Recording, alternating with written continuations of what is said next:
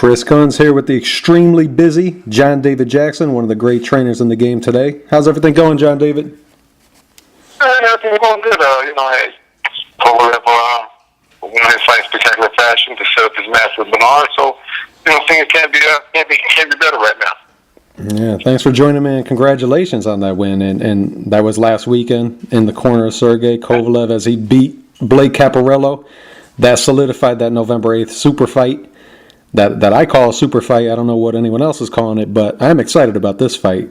What do you think, out of everybody in the sport to talk to about this potential great fight, it's you. I don't think there's anyone in the sport who knows each fighter as much as you do.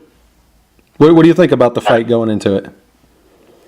I think it's an intriguing fight for the fans because there's different elements to this fight. You have an older gentleman who's trying to keep rewriting history and keep leaving his mark in the game.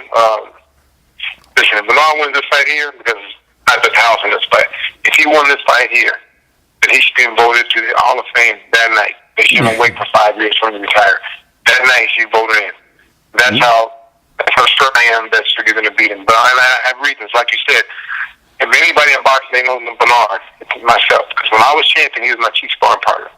Then I showed him a few things, and then he became a good pro, became champion. Then I fought him in one of his defenses, and then I became his trainer afterwards for a few fights. So, I've known him pretty much his whole career as a fighter. Yeah. And, I'm sorry. Go ahead. Go ahead. When I was watching Saturday night, I heard Max Kellerman mention how you said that Sergey does things that you can't teach. Now, we all know that he punches hard and punches are born instead of made. Is that what you meant, or was there more to it? No, it's the way he punches. There's certain punches that he does that to me, they're off balance. But they work for him because the way that he's perfecting to work for him. There's certain moves that he does that I'm not crazy about, but they work for him, so I let him do them. And he does them fast enough where the average opponent can't really see it or can't think that move. This is the way he does, the way he throws his shot. Then I can bench him. And I can't teach that because I can't teach crazy. I can't teach off-the-wall boxing. If something you do and if it works good for you, then guess what? I don't change it because no one's been able to break it yet. And the way he punches, most fighters don't have time to worry about where his punches are coming from. All they're worried about is not getting hit by his shots. So by the time it comes, you don't see it. That's the shot that hurts you. So a lot of shots that he throws, I don't try to correct because they work so well for him. And the way that he does punch, the power punches, the power that he packs his punches, I don't want to change it. It works for him. And until now, no one's stopped it. And no one's been able to figure it out. As time goes on, we'll start to work on that because once he gets older, he has to be more disciplined in his attack. And then they might try to figure him out by then. But right now, the way he punches, no one can really figure out what he's doing. And the shots come from every angle, and they work for him. So I want to break that up for him. It works so well. And he does stop the guys that he fights. Yeah. And you mentioned how he was your chief sparring partner when you were the champ, and he defended the middleweight championship 20 times, and you were the fourth guy that he defended it against. Yeah. And you know him, you fought him, you trained him. What do you see different in Bernard today that you knew from way back then when you were the champ and you were sparring him and you saw him come into his own prime and become the champion in the middleweight division? You were in his corner when he fought Tarver in his first fight at light heavyweight. Over the years, what do you see different and how he changed? And what's he got now? He was, back when he was just the executioner in those days. Bernard was a reckless, strong young kid that just came at you. Listen, he was on a seek and destroy mission. Once he became champion, he began to refine his tools, we could say, and then he became a more complete fighter. He was calculated in his attack with opponents. He wasn't the reckless, abandoning the guy that just go out there recklessly and try to get you out. He planned his attack, and Bernard will wait until the later rounds to get you. Because once he felt that he was in that safety zone, he broke you down and got you, then he would attack you. Now, at this stage, that was the second part. So now the third stage is this stage here. And this stage here, Bernard doesn't try to attack anybody. He doesn't put a knockout in years. Because now everything's calculated for him. And then the problem with most of the young fighters is they never taught how to fight Bernard smart. You know, and Bernard talks so much trash, he lures them into a false sense of security, and they just follow this guy around the ring, and he pretty much does what he wants to. No one makes him fight. No one makes him fight hard the way he used to fight. You know, Bernard hasn't had a hard fight in years. In years, and I say that. I said way before the Trinidad fight. Maybe the kid. Maybe the Robin Allen kid. The kid from Iowa. Can't remember the name. But they gave him hard fights. And they made him fight. So now he hasn't had a hard fight in years. So this fight here, unfortunately for Bernard, he has to fight. He's fighting a guy who's coming to hurt him. Doesn't care, he understands English. But a lot of times when you talk to him, when you keep talking, he gets lost in the train. He gets lost in that. And so all the stuff Bernard's going to say and all the things he's going to try to say if he inside the kid's mind, they're not going to work. Because Sergey can care less about what he's saying. So all the mind games he's going to try to play, doesn't matter. When the bell rings, there's two things. Either you're going to fight, I tell everybody when they fight Sergey, you're going to fight him in two ways. Either you're going to run and try to survive, or you're going to be stupid and try to stand there and fight him. If you try to fight him, that's what he absolutely wants, because that's right down his alley. But you try to run and hide, you might last a little longer, but the body wasn't meant to get that kind of punishment. And the older body, especially, wasn't meant to get that kind of punishment for 12 rounds. I get him in the face, get him in the chest, get him in the shoulder, get him in the arms, the biceps, everywhere where you're going to hurt. Get him in the body, everywhere in the old body doesn't want to get hit. When I was old, you got to treat like an old man. That's about no one treat him that way. They all get him respect, and he does what he wants to do. The last person that really beat him a boxing legend to a degree was Chad Dawson. Chad wasn't afraid, and Chad was a better athlete, and he proved that against Bernard the second fight. You need somebody like that the punch is a little bit stronger, which certainly it does. So Bernard is in trouble because this kid ain't going to give him the respect all the time to do what he wants to do. He's going to make Bernard fight 3 minutes up every round.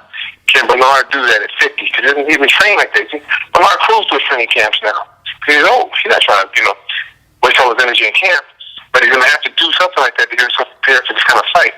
Because if he doesn't prepare himself in the gym for a hard fight, he can't have a hard fight in an actual fight. Not the 3 minutes of a round. That's what he's going to bring. Every 3 minutes of a fight, every round, he's going to be in danger every 30 seconds in that ring. Yeah, and you've been in camp with him. You've been in the corner with him. You know what Bernard's thinking. And Andre Ward mentioned too when he was commentating that even when Bernard signed this fight, he already knew that the whole deal with Sergey. He knows that he didn't go past 8 rounds. He knows everything pretty much about it. He felt secure in his own mind enough to sign this fight, and he didn't have to. He offered to do it. He signed it. He knows the deal. Let me share this with you, Chris. He didn't do it. Listen, he had told everybody that that's the fight he wanted. It's not the fight he wanted. He couldn't face Stevenson because now Bernard, Bernard jumped ship. He was sick for a while now. And he jumped off the bandwagon because he said now I was trying to use him with Stevenson. Well, he wanted Stevenson. He don't want Kovalev. And now Showtime wasn't a bid for the fight mandatory of the IBF because there's no money in that fight for him. And it was the WBA. There was no money for him to fight their number one guy. So really, he had no choice. If he wanted to go out in the blaze of glory, or at least make some more money before he went out, a big money payday, he didn't have Stevenson.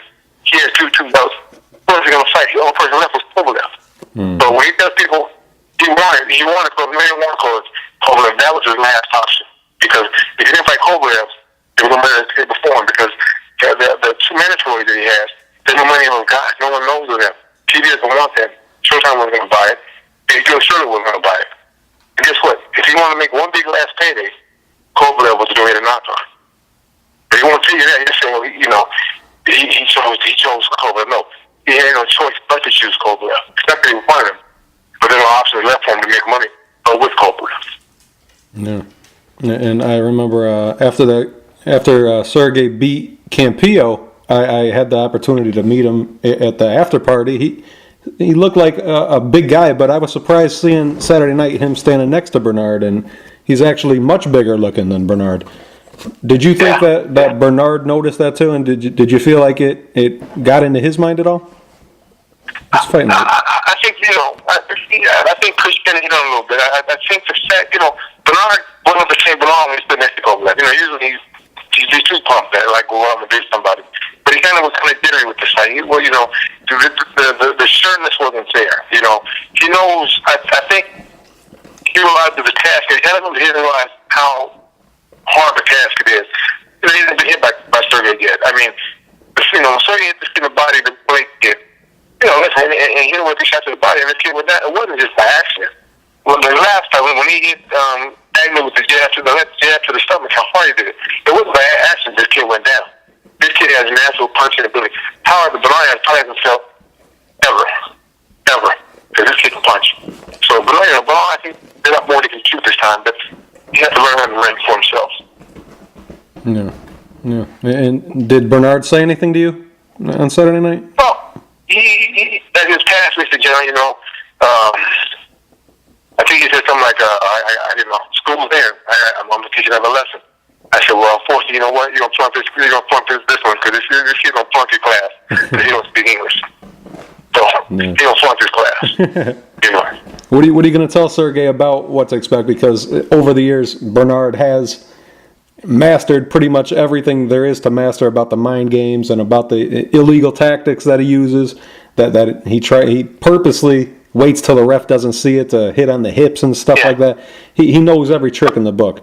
I noticed one time in the first round when referee Sparkle Lee warned Sergey about a rabbit punch.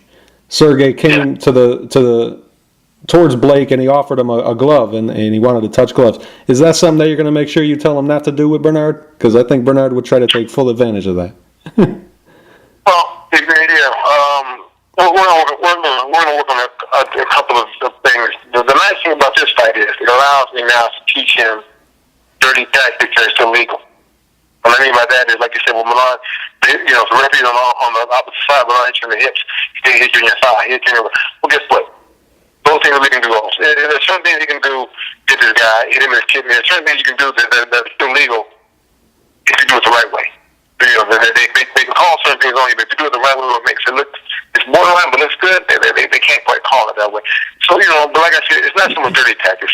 You ain't Bernard everywhere. Everywhere Bernard needs to be hit, he's going to hit him. Not so much the head. If you aim everywhere else, you'll catch him, because, the body can't move that well. The shoulder can't move that well. The biceps, forearms. He doesn't take the work, he needs to be hit, that's going to hurt him bad. If you ask, cleverly, the first fight, he got hit so much, man, in the body, in the arms, in the shoulders, in the chest. Certainly, by the second round, his body was red. That's how bad he was being beaten to the body. Not so much to the head, but to the body. So by the time he got knocked out, he was hurt so bad physically, just from body punches, and the arms could get hit with that. He was probably happy to be rescued. He retired by the fight, and they came to the senses, I guess, odds and moves from one to cruiserweight and leave this guy alone, because there's no need to fight him. But this fight's gonna allow me to really mold this kid and make him become a different kind of fighter, be more complete. I mean, and because you gotta watch out for Bernard's head. You gotta watch out for Bernard's thunder. The first four rounds are gonna be dangerous, because once Bernard realizes he's in with the killer, you watched Bernard's fight before. He's complaining about being hit rapid punching, low blows. He's always trying to find a way out to a degree on certain states. So the first round, we gotta be careful. Those first rounds, that's the technical decision round between 1 and 4. Once that bell rings for 5, now we got to fight. Now we got something totally different. Because now he can't quit or back out. Yeah, but at the same time, even if it's you personally, like if you didn't go past 8 rounds yourself, there's no way you could really for sure 100% know that you can do it until you did it.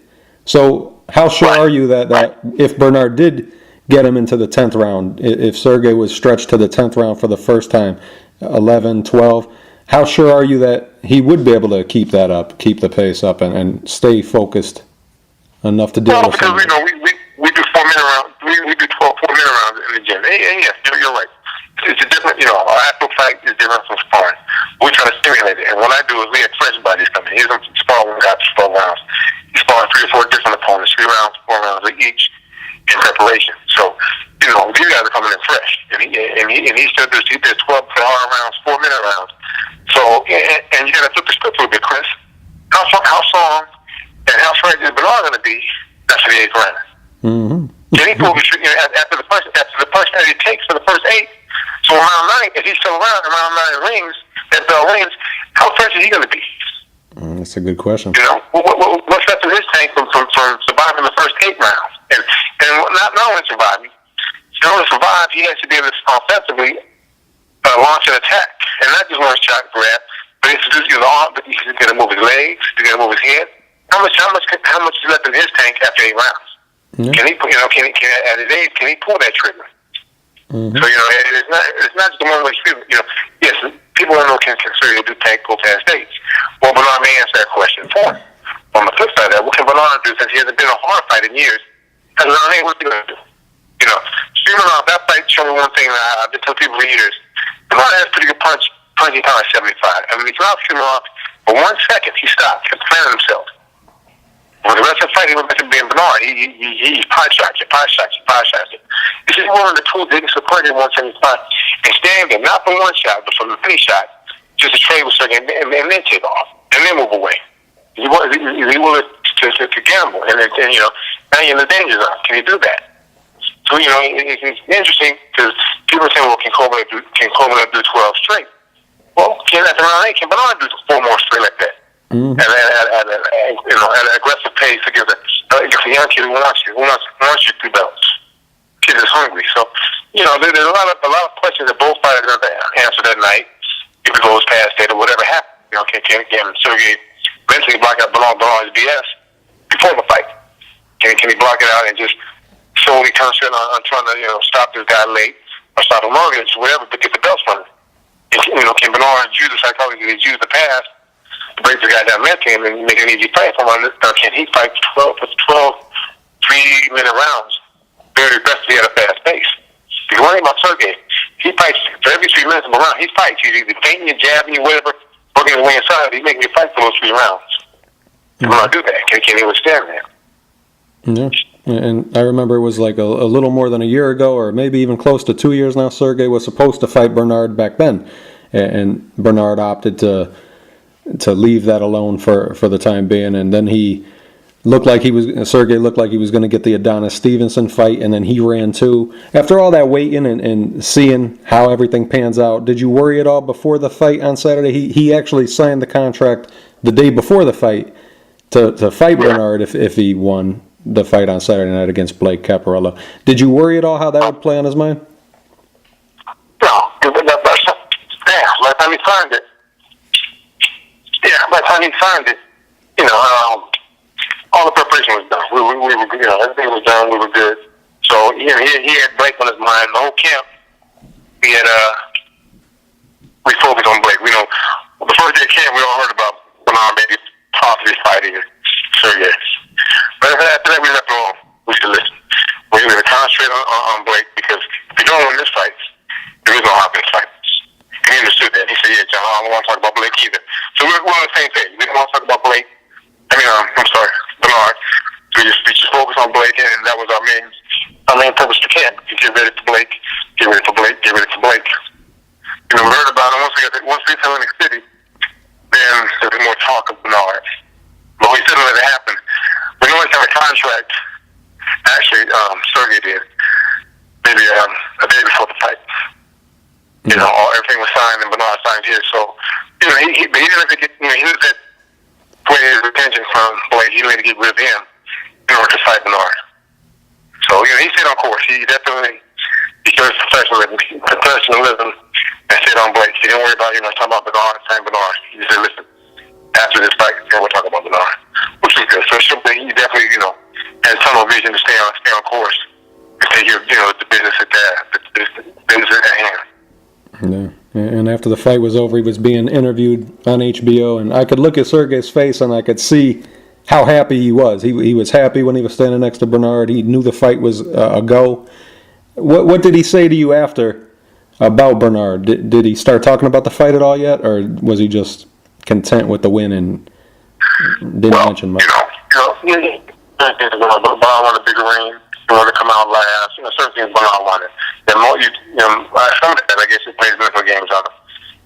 Sergey said, I don't care about all that. Sergey said, listen, you can have all that. Just sign the contract. He said, okay, we just sign the contract to come fight him on November 8th. He said, that's all I want. He said, I want his belts. He said, I want to fight him. He said, I want him. He said, give him whatever you want. Just sign the contract. I'll fight him on November 8th. That's all I want. He said, then we'll see who's the best. That's what he said. So that let me know, listen, he wants to fight. He wants that fight bad. He'll get Stevenson, then I gotta go back to Bernard. Yeah, and it is a big fight. Where's it going to be? This is a fight that I could see in the Garden. Where's it going to be? I know just places that I heard definitely on the line would be somewhere in Atlantic City. They didn't say where. Yeah. I guess it's probably be the Barclays Center. Yeah. In Brooklyn. So those are the main two cities that are running for it. And they're running for to host the fight. Yeah. And November 8th it is. It's signed and sealed and delivered. And I can't wait till it happens. I can't wait to see how Sergey takes this moment. It's the moment he's been waiting for. And I can't wait to see how Bernard handles a young, dangerous guy like Sergey. Because I was saying to my buddy who I was talking to about this fight, if Bernard does win, hypothetically, I think you'd have to put him in the all-time great possible. I mean, he unified. If he does beat Adonis, I think Sergey's a tougher challenge than Adonis. And if he did beat Sergey, I definitely favor him to beat Adonis.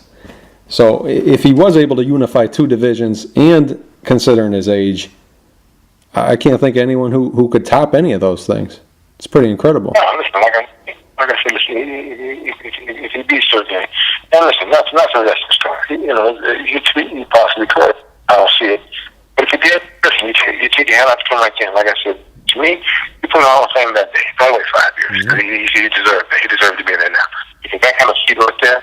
I mean, how many men can claim that at his age? Not one, but two weight classes, unification. Come on. If he can fight, he wasn't supposed to be. You got to give it to him. You can't. To this day, I never knock it because listen, he's a very good fighter. He's done things that most fighters haven't done. So you can't belittle him because that'd be stupid to do. If he does this here for this long, just give him the key. Give him the key to Hall of Fame. Then we'll put his own statue up there. Let him do the way he wants to do it because he deserves it. Yep, and you mentioned it, and that's what's ahead on November 8th. Last Saturday's behind you, and you're already looking forward to this Saturday night. You're in the corner of Czarglasgows, your new, young, up-and-coming heavyweight. This is the first time you're working his corner. He's coming off his last fight over Tomas Adamek, and that was an impressive performance. He's taking on veteran Derek Rossi on Saturday night, who he himself is coming off a big win over another young, up-and-coming guy in Tor Hammer. First, this is the first camp you worked in Czar's corner. What did you think of him the first time you saw him in the gym? And what do you think of him? Yeah, well, I watched the pics of him when they told me he was coming down. He's perfectly sound in certain things that he does. He's lacking other areas, and one of the areas was he didn't punch enough for a big guy. He would jab a lot, and he would throw one shot at a time. So my thing for him was to give him a little bit better defense and then make him more offensively minded because he needs to throw, big man needs to throw shots. Not every shot has to be a knockout blow, but with the big guys, you got to get their respect. And I tell myself, listen, man, you got to have some combinations. You got to start throwing 3 and 4 punch combinations for me. There's one shot at a time, they're going to get it. You're a very good fighter, but you're limiting yourself on your full potential on what you could be. I said, you find these bigger guys, they're not really so much stronger, but they labor a lot. I said, if you're around these guys, get tired. So because a lot of them don't train hard. I said, so what you got to do is you're a little bit smaller, but you're more craftier. Use that to your advantage. Use your size and your height to your advantage. And use your hands a lot more to make yourself look busy in the judge's eyes and make these fights easier for yourself. I said, let your hands go. You'll be surprised how how many opens you create for yourself. You know, you can't throw one shot at a time. You got to give me, twos and threes, sometimes fours. And these combinations are going to open the doors for you. So he's accepted it, and he's starting to do it for me. I'm not going to say it's going to all come together for him in this fight, this one fight, because I need about 3 good fights with him. But if he does what he's supposed to do, then he should win this fight pretty handily. I'm not overlooking his opponent. It was always trained very hard for this fight, and I think it was our first fight together, so we both need to try to help each other out to make each other look good. So he understands that, but I definitely feel that he should win this fight not easily, but he should win it pretty handily. The task might be difficult for him because you can't overlook Rossi. But he's a better fighter. He's a better tactician. So which you're blessed with. And I hope that he, put the combination together, not just one round, not 2 rounds, for the whole fight the way that he needs to in order to, not only impress himself, but he needs to impress, TV. He needs to impress people to come to see him fight more often, because he's a good fighter who was just lacking. And I'm not his people before him and trained him, but they didn't show him all different things to make him become a better fighter, be more complete. So I'm trying to show him things offensively and defensively to make him become a more complete fighter. Because, he's number 2 by the IBF.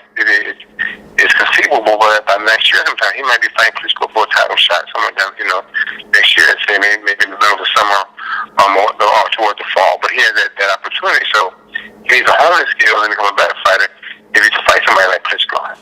So I just try to make him become more complete, but not changing his style or taking it from what he does best. Just trying to add things to make him become a better fighter. Take away a few things defensively that he was lacking. Yeah, and you mentioned a fight with Klitschko. A lot of people feel all different ways about the Klitschkos. Where do you think you rank Vladimir in terms of all-time great heavyweights? Well, because his level of competition, I really can't give him that big of a rating. I think Vladimir's not that kid. He just since Emmanuel's been on, and even when toward the end, Emmanuel wasn't really feeling good, so Emmanuel wasn't really showing a lot. I think he's really regressed. If you watch his style of fighting now, it's really bad. Because no one in camps teaching him how to become a better fighter than what he is now. He's just using certain tactics to get away with certain things. He's leaning on his opponents a lot more now. He's doing this karate chopping that he does with the jab and knocking their hand down. And that's not boxing, So I think it's unfortunate for him that he's kind of regressed a little bit. So it doesn't put him in a good light as far as an all-time great. I'd have to wait till his career is completely finished before you can even really rank him or know where to put him. Mm-hmm. And his level of competition is bad. Honestly, it's bad. The state of heavyweight boxing is terrible. And back in the 70s, that was probably the greatest time he had. You don't have those kind of fighters that you had back then. Yeah. Even the 80s, the lost era. The 80s, some very good fighters who unfortunately all went the bad way of drugs. They all kind of get messed up. But there were some very good fighters. I won't call them great, but very, very good fighters in the 80s. They kind of went astray because of drugs and other things. And then that was a lost era of heavyweight boxing. But since then, it just went downhill. And Klitschko, Vladimir kind of knows that. So he picks and chooses what he wants. And like that's what it's are. You probably can sneak up on it. You might be able to, he's strong, he's still dangerous to his punch power, but you might be able to sneak up on him and not work him to the body rather than drain him. It's kind of iffy. But Vladimir hasn't really progressed, in a long time. Yeah, and you mentioned the 80s and the 70s, great eras, and it's not like that today. These guys who come from Russia and the Ukraine, though, pretty much took over the game today. And they come from poor areas, I know, but what is it about them that gives them such the ability to take over the game the way they did? I mean, you don't see anything coming out of America anymore. You see a lot of talent still coming out of Mexico, but what is it about the Russians and the Ukrainians? Like, for instance, they have a great amateur system, but so does Cuba, and you don't see the Cubans really usually panning out to be as great as the Russians and the Ukrainians are. What is it about them that makes them different? I'd say it's the hunger. I don't really see a great. It's hunger. There's a few guys over there that are big, strong. Maybe it's in the food because there's a few guys over there just big and strong naturally. For whatever reason, some strong guys. one or two over there now that are just really strong guys that I trained over here briefly when they had the amateur team from Azerbaijan and stuff like that. Places like that. I wouldn't say it's more. I'd say it's less desire from the American fighters, because we have different sports that we can go to besides boxing. And right now, boxing is kind of like not the number one sports for kids to really get into because of the USA amateur system is not that good. Not really recruiting fighters like they used to. It's just not glamorous. When I was a kid, you see the national final on TV all the time. You don't even see amateur boxing being televised on TV anymore like it was back in the 70s and 80s. So, it's a lack of maybe of the sport being put out for these young kids to see and really, gravitate towards. And that hurts the system a lot. So I would say that the European fighters are better, they're super hungrier. It's just that sport really, over there, they gravitate towards it because it's definitely still a sport that's a government backs financially. Whereas here in America, it really doesn't. So those kids have that sport to rely on, and they can pretty much participate in it. A lot of the countries still demand that that the kids out have to participate in certain sports, whether you want to or not.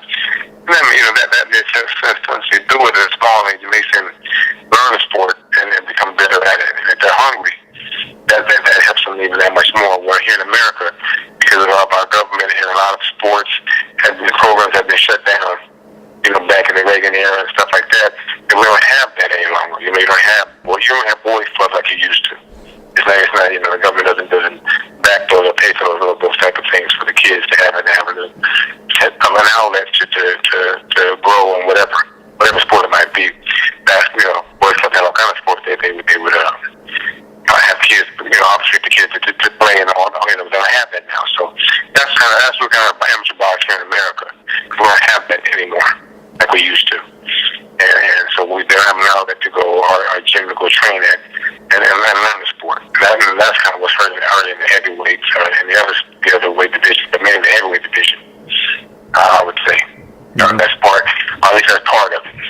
The lack of the backing from the government to help keep these gyms open. Yeah, and you have lived it. You've been in the game since the 70s. You've seen the change from how popular the sport was in the 70s and 80s and how much it fell off today. And now you see the import of the Russians, and you're working with a lot of Russians and Ukrainians. Is it tougher to bond with them and mesh with them? Does it take a longer time than it did back in, let's say, 10, 15 years ago when you're working with American guys who understand the language? Is it a longer process to get to trust each other and to I guess, just get to know each other and mesh? Yeah, no. Actually, it's not. I don't say it. Actually, it's not because they come here being very respectful, and whatever I tell them, I try to show them the one they learn to listen. So I think the problem with them is a problem that we have in America. If they come with their father, it's not got a problem trying to teach with the father being want to take over and be the head guy. But as far as the European guys are concerned, when they come here, they're very respectful and they're willing to learn and listen. I have a lot of guys on Facebook that are reaching out to me right now from overseas that want to come over here and turn professional. So, with that, I think that, that they see the hunger, that they have the hunger inside them. They see the opportunity here in America that's always been here for anybody to come here and make a better way of life for themselves and hopefully their family. So I just think that they're hungrier because America, it is a melting pot, and here it's the greatest country in the world. And they see that, so they want to come here and hopefully, make a better way of living for them and their families. But they might not be able to make back home for whatever reason, in Europe. Yeah. And I always, when I do call you, I always call you to and expect a good conversation and a fun conversation, and you always surpass it. I appreciate you taking the time. I can't wait to see you in the ring again on Saturday on NBC Sports with your new heavyweight Czarglasgows. I hope they have a chance to get to the corner so we could hear you give your expert advice to fighters. I appreciate you taking the time, John David. I hope to talk to you again after the fight and definitely before November 8th when Sergey Kovalev takes on the great Bernard Hopkins. Can't wait to see you. in the ring on Saturday night. Thanks a lot for your time, John David Jackson. Great trainer. Thank you.